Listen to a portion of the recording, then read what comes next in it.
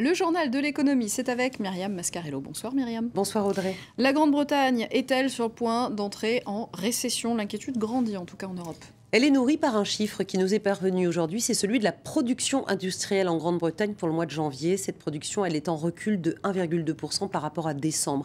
Et quand la production industrielle recule, il y a bien des chances que la richesse nationale, le PIB, la richesse globale, recule aussi.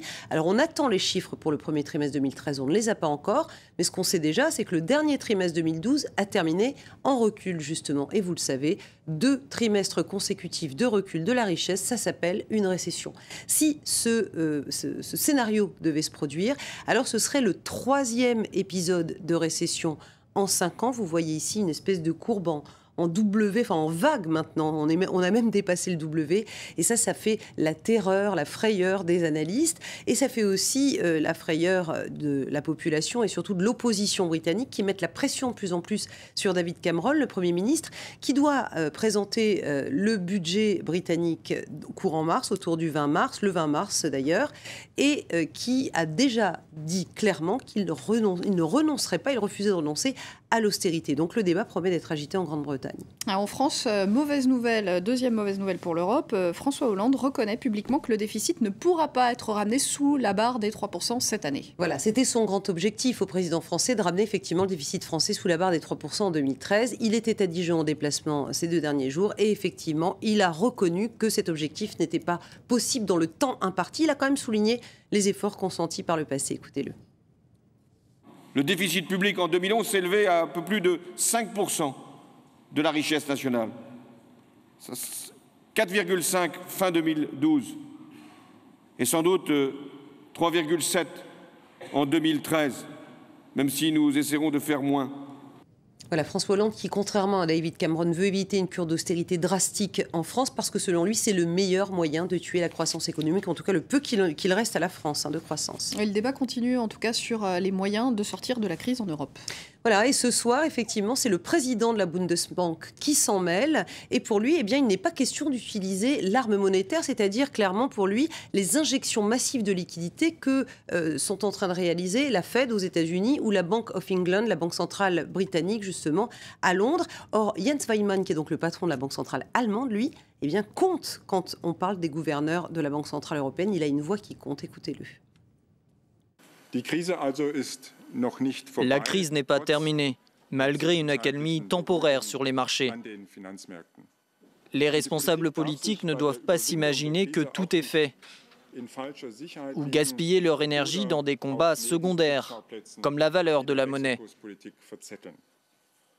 Une chose est sûre, le problème n'est pas d'ordre monétaire. La Banque centrale européenne le sait.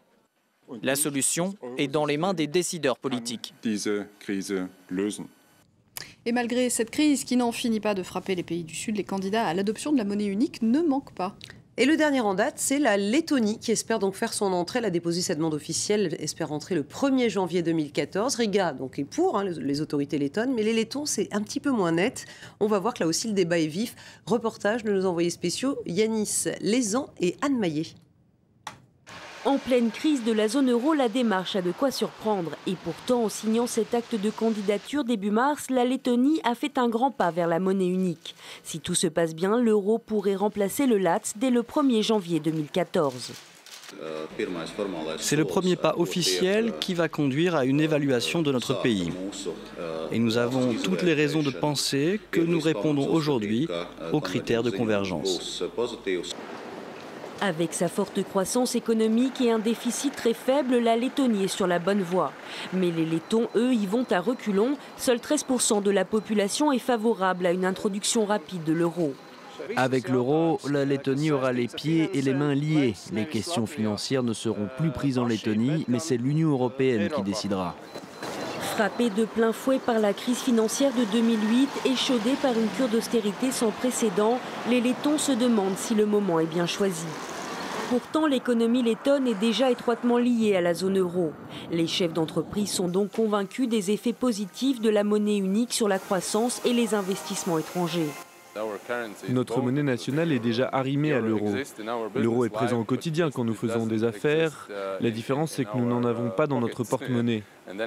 Et l'inconvénient, c'est que nous devons changer de monnaie dès que nous franchissons la frontière, tout comme pour nos produits. Reste plus qu'à convaincre la population. Les autorités s'apprêtent à lancer une vaste campagne de promotion pour vanter les bienfaits de l'euro. On jette un œil sur les marchés européens. Sans direction ce soir, Audrey, je ne peux pas vous en indiquer une qui n'existe pas. Paris, regardez, a pris 0,1%, plus 0,11% à Londres, ça ressemble à une augmentation. Ça et Francfort a perdu 0,23%. Du côté des entreprises, Autonomie est sous le coup d'une enquête au Royaume-Uni. Oui, ce sont les autorités antifraude qui s'en mêlent et l'enquête promet d'être salée. Ces autorités veulent voir si Autonomie a truqué ses comptes juste avant d'être racheté par Hewlett-Packard. Hewlett-Packard a racheté Autonomie en août 2011 pour la bagatelle de plus de 7 milliards d'euros. Et un an plus tard, elle s'apercevait que la valeur réelle d'Autonomie était plus proche des 1 milliard que des 7. Elle a donc dû passer, Hewlett-Packard, 6 milliards d'euros de provisions, et ça n'est pas rien pour équilibrer son bilan. Et c'est donc sur d'éventuels trucages de comptes que travaille l'autorité britannique. En France, Unilever annonce un nouveau plan social. Il y a eu Gemnos, rappelez-vous, l'usine de thé qui est près de Marseille, dans le sud de la France. Maintenant, on parle de la suppression de 152 emplois partout dans l'Hexagone. Ça fait à peu près 10% des salariés de la France, évidemment pour le compte d'Unilever. Le but, c'est de regrouper les salariés aux Pays-Bas. Alors, les syndicats protestent, soulignent qu'il y a eu 8 plans sociaux en 8 ans, et que Unilever a d'excellents résultats boursiers, donc les syndicats protestent. Et on va terminer avec ça. L'obésité tue, on le sait, 5000 personnes par an à New York. Et pourtant, le maire de la ville n'a pas réussi à convaincre. Non, la justice a décidé l'interdiction des sodas. L'interdit d'interdire les sodas géants à New York. Ce sont, vous savez, ces gobelets d'un demi-litre que de plus en plus d'Américains achètent et qu'ils apprécient. Les vendeurs de boissons sucrées, eux, sont ravis de la décision de justice. Sandrine Gomez fait le point. Aux États-Unis, quand on aime, on ne compte pas, surtout quand le breuvage est à volonté dans certains fast-foods. Et aujourd'hui, c'est un peu le soulagement à New York. La municipalité avait déclaré la guerre autour de ceinture de ses concitoyens et du coup, au contenant de plus d'un demi-litre de soda dans les restaurants, les cinémas et les stades. Leur interdiction devait même entrer en application. Mais la justice vient d'en décider autrement. Un revers pour le maire de la ville. Lorsque nous avons entamé cette procédure, nous savions que nous allions faire face à des actions judiciaires. Chaque fois que l'on adopte une politique avant-gardiste, il y a des intérêts particuliers pour intenter un procès. Des gens meurent chaque année, ce n'est pas une plaisanterie. Il s'agit de vraies vies. À New York, près de 60% des habitants sont officiellement obèses ou en surpoids. Et le maire l'assure, l'obésité tue chaque année au moins 5000 New-Yorkais. Ici, le traitement de ces maladies coûte à l'État au moins 2,150 milliards d'euros par an. Mais pour beaucoup de New-Yorkais opposés à cette interdiction, il s'agit d'une atteinte à leur liberté individuelle.